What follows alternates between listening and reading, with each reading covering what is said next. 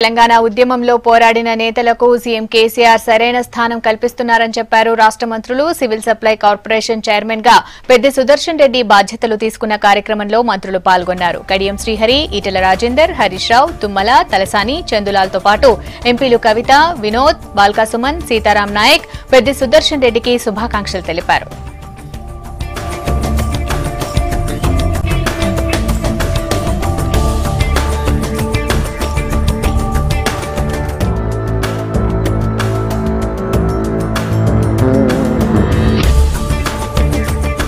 Civil supplies department లో అనేక రకాల సంస్కరణలు తీసుకురావాలని చెప్పి గత 2.5 సంవత్సరాలుగా అనేక చర్యలు చేపడతా ఉన్నాం.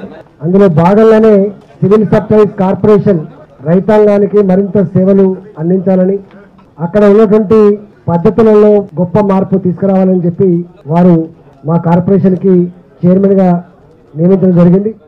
తెలంగాణ ఉద్యమంలో ప్రముఖమైన పాత్ర పోషించడమే కాకుండా వరంగల్ జిల్లాలో దాదాపు 14 సంవత్సరాలు ఉద్యమానికి నాయకత్వం వహిస్తూ ఉద్యమ కాలంలో కార్యకర్తలు ఎదుర్కొన్న అనేక ఇబ్బందులను, కష్టాలకు దగ్గరగా ఉండి చేదోడు వాదోడుగా ఉన్న పరిస్థితిని మనందరం కూడా గమనించడం జరిగింది.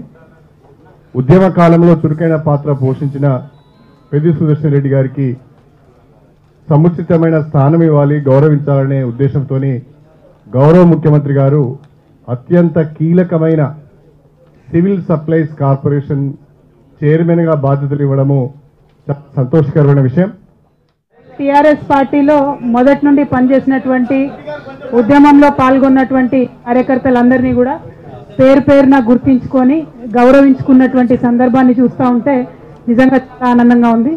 ఇదే విధంగా పార్టీలో మొదటి నుండి ఉన్నటువంటి వ్యక్తులకు, ఉద్యమానికి సహకరించినటువంటి వ్యక్తులందరినీ కూడా టీఆర్ఎస్ పార్టీ గుర్తుపెట్టుకుంటుందని చెప్పి మరొకసారి తెలియజేస్తూ ఈ సందర్భంగా పెద్ది సుదర్శన్ రెడ్డి గారికి మనస్ఫూర్తిగా